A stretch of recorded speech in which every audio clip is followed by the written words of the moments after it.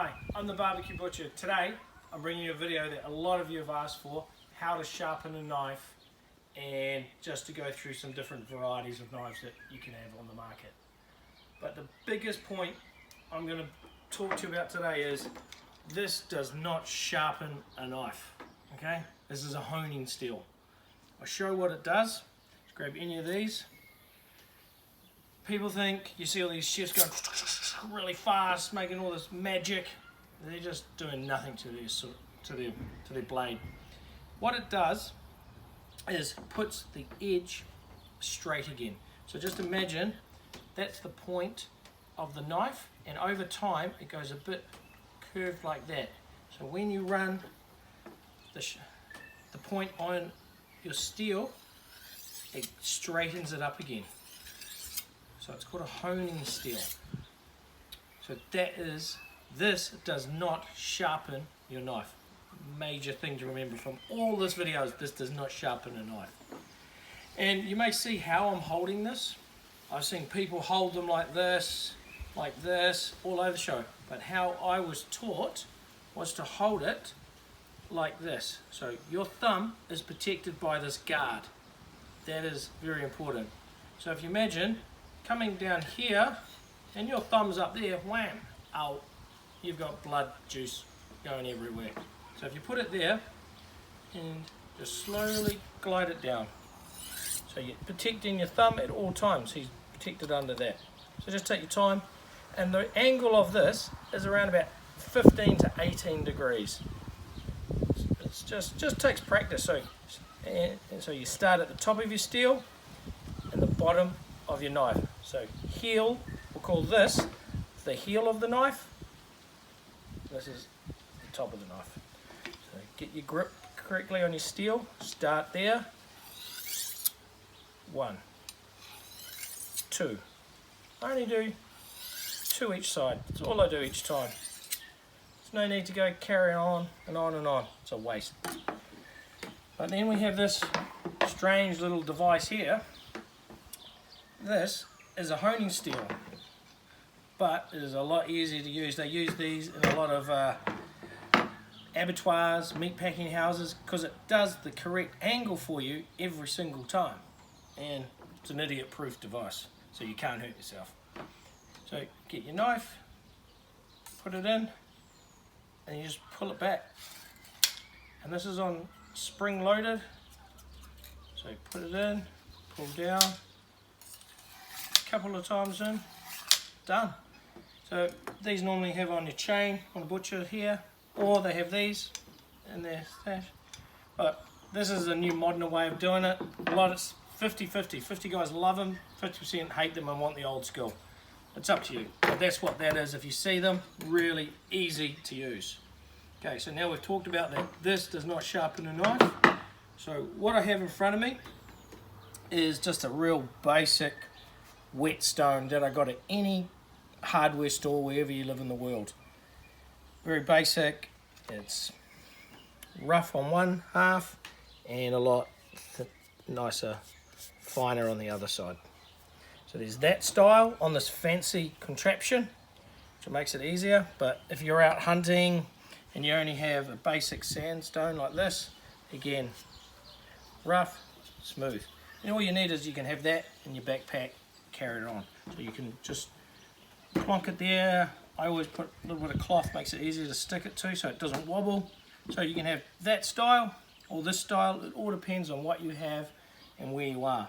And remember, it's called a whetstone, so don't be scared to put water all over it. You can't hurt it. It's made for water. So we won't use that one today because I've got this cool thing here. So we'll pour, so just to give you a quick demo. So you pour water all over it, can't hurt it, smooth it out. And then with your knives, I'll use this knife. You see me use these Victorinox knives all the time in all my videos. I really like them. Hand doesn't slip when they're wet, stuff like that. So really, really cool knives. They're my favorite. So we'll just start with this. Again, it's the same principle of heel to toe. Same as with the honing steel. So start on that angle, take through, heel, And see how I'm holding it? I'm pushing down on the blade with 3 fingers, or if you've got giant hands, you probably use 2 fingers. I don't have giant hands. So again, start there and follow through at the same angle. Same angle. Same angle. And then on this side it's opposite to my hand. So if you're left-handed, you'd find this side easier. If you're right-handed, you find this side. So then again, you hold it on that angle you want, using this hand to hold the pressure, pull. So you always want to use the whole stone from this corner to this corner, and this corner to this corner. Very easy. Then we'll put a little bit more water on it as I'm talking. The water's, and we'll go again. Done. Done. I'm going to do it backwards. If you have a look here, you can see the fine dust. That is what's making the magic on the blade to start angling the angle on the steel that we want. So again, this way, that way. And then when you're ready, just wipe it down, have a look at it. Don't be scared. Oh, yeah, I always was taught if you can rub it, your finger over it, and you can feel like your fingerprints on it. It's quite freaky, as I just said, but it is true. You can feel on a really sharp edge, you can feel your fingerprints. So that's that rough edge, and then you just want to flip that over, and we'll go to the finer part of it. Again, pour water all over it. This is just a basic knife sharpening, okay? It's not in depth. I'm going to do another in-depth video another day for you really top guys that want to know finer details on sharpening a knife. But this is just for basic everyone at home. So then we're going to finish it on this one. And you can hear the difference in the noise. It's not as coarse as the other one. And again, that same angle, same hand. Always watch my hands. They always do the same action. Then we'll go back this way. My fingers are back. Same angle. Same angle. Okay, then wipe it. Get a feel. Yep. Then get your honing steel, not your sharpener. 1, 2. If you haven't got one of those at home, or again, protect thumb. 1, 2, 3, 4. Bit on the tip. That one's ready to go. Easy as. Then you don't all have these type of boning knives at home. If you're a hunter or a fisherman, you probably have some that bend a lot, or this one has been ground, had a hard life. It's the same principle as these butcher knives. So I'll show you one of these. Go back to that same knife. So come up, same angle, follow through. Follow through. It's just don't need so much force because you can see they bend. Just keep always the same angle every time. Down, down, and you just keep on doing that. And then when you run out of water, put more up. And just go again and again. So that's how you do a filleting knife. They bend a lot. I see so many hunters that comment and write to me going, "Oh, I've got this cool knife. I've had it for 40 years. I have still got the same, what we call in meat term, butchery, is a steak knife. It was this big when I got it many years ago, but it's probably, I've ground it down now, all the way down. It's lost a centimetre all the way around it, but it's my first knife and I've always kept it, and it's just sentimental. And I know a lot of hunters are very sentimental to their knives, and they have the old favourite that they always have in their little pouch for when they need it for a pig or a deer to stick it. So just doesn't matter what you've got, look after your gear. And then this is a very, very cheap from IKEA, just the same. It doesn't matter what you're using, it's the same process. Heel to toe, heel to toe. That's all you need to remember for this basic one, is heel to toe, heel to toe. And then again, finish it off on your honing steel. Just a couple of that.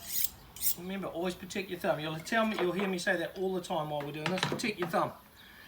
We have some tiny little vegetable knives here. We have a paring knife. It's the same principle again.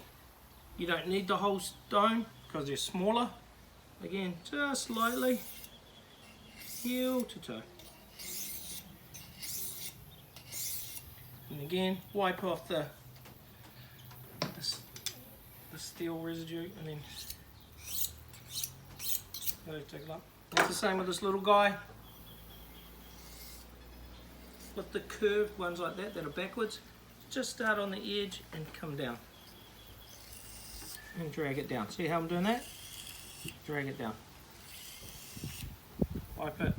This one you don't probably need to steel that much because there's not much to steel. So that's that. Just your paring knives. And here's a, always get asked, how do you do scissors? How do you do scissors? If you've got ones that take apart, take them apart. It's the same process. Put them on.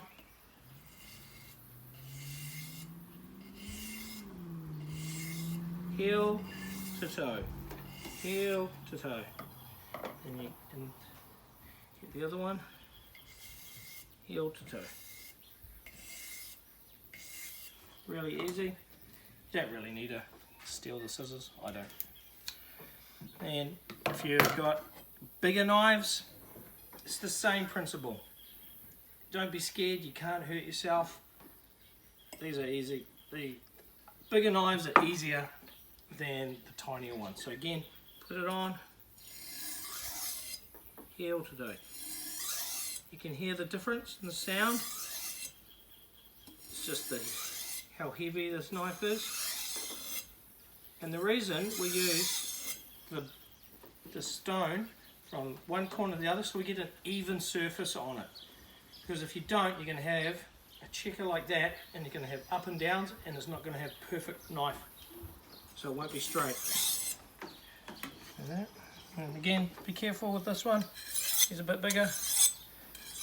Same angle, 18 to 15 degrees going for when you use your steel.